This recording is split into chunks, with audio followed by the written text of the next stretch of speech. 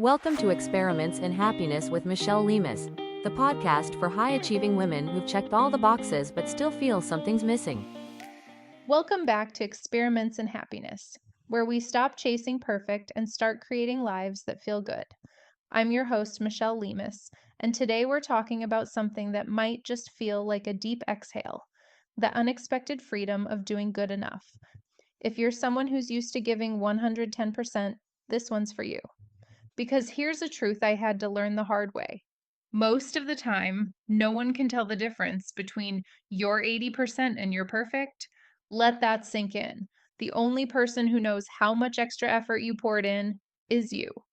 And that extra 20%, it's usually what costs you your peace. So today, I want to talk about why good enough isn't settling. It's sustainable happiness. Let's start here. I used to think perfection was the standard.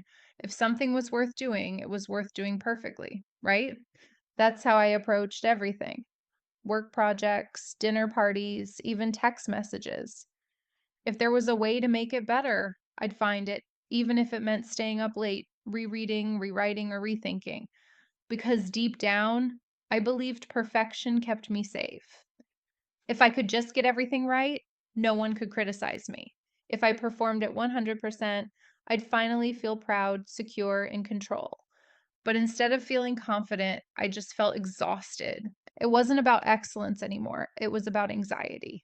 And the cruel part, nobody even noticed the difference. That's the perfection trap. You're the only one keeping score, but you're the one losing sleep. Let's talk about the science here. What's really happening underneath? Psychologists call it conditional self-worth, the belief that I'm only okay when I'm performing well. So we push, we polish, we perfect, we tell ourselves, if I can just do this right, then I'll finally feel enough. But perfection is a moving target. Every time you hit it, it shifts. You finish the project and immediately see what you could have done better. You lose 10 pounds and now you want 20. You send the email and then find the one typo that keeps you awake at night. Sound familiar?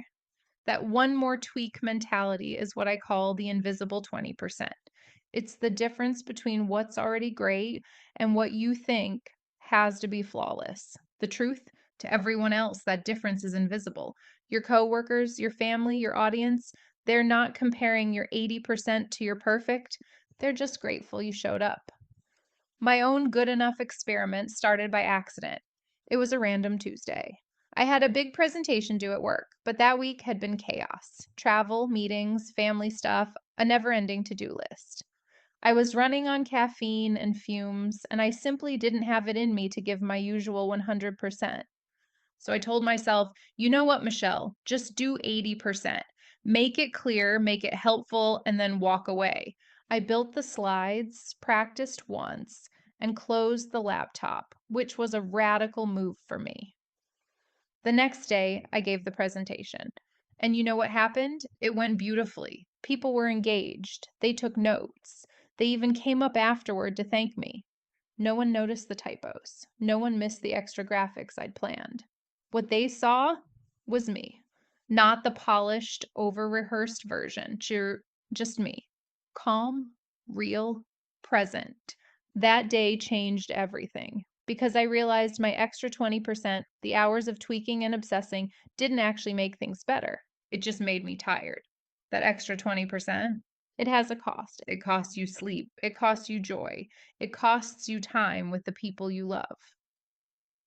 We think that almost perfect is a noble pursuit, but it's actually emotional quicksand. You start with good intentions, and before you know it, you're sinking in self-doubt. And here's what's wild. You might spend hours improving something by 5%, and no one else even notices. Perfection isn't about making things better. It's about trying to make yourself feel safe.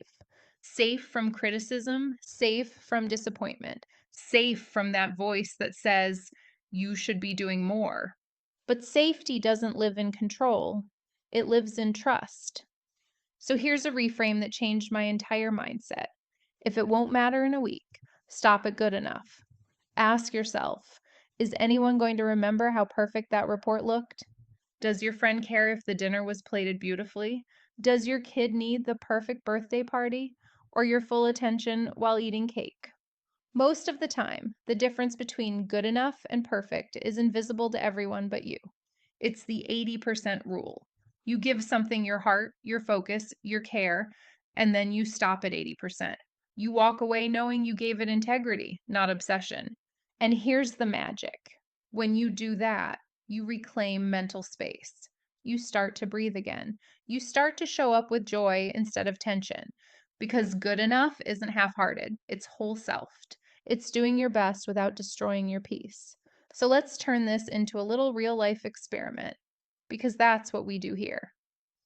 For the next week, I want you to pick one area where you'll intentionally stop at 80%. Maybe it's an email you send without rereading a dozen times. Maybe it's leaving the dishes for the morning.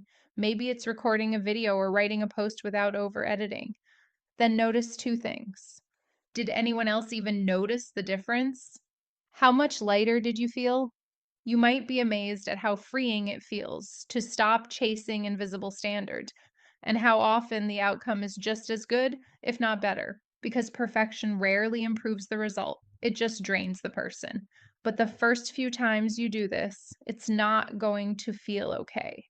So let's talk about what freedom can actually feel like once you retrain your brain. Freedom feels like finishing something and walking away without guilt.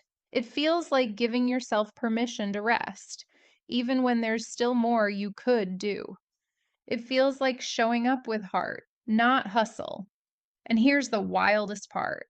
When you start practicing good enough, you become better at almost everything because you're not performing anymore. You're present, you're real, you're creative again. Perfectionism is fueled by fear. Good enough is fueled by trust. Trust that your work, your love, your effort, Pete and you are already enough. So here's what I want you to reflect on this week. Where in your life are you pushing for perfect when good enough would have been more than enough? Is it your job, your home, your relationships, your body? What would it look like to believe that your 80%, your honest, wholehearted effort is already exceptional? Because it is. Your 80% is someone else's miracle. You don't have to over deliver to deserve peace. You don't have to do it all to be worthy. You are allowed to rest when it's done, not when it's flawless. And if this episode resonated with you, I'd love to hear your story. Tag me on LinkedIn and tell me about your good enough experiment this week.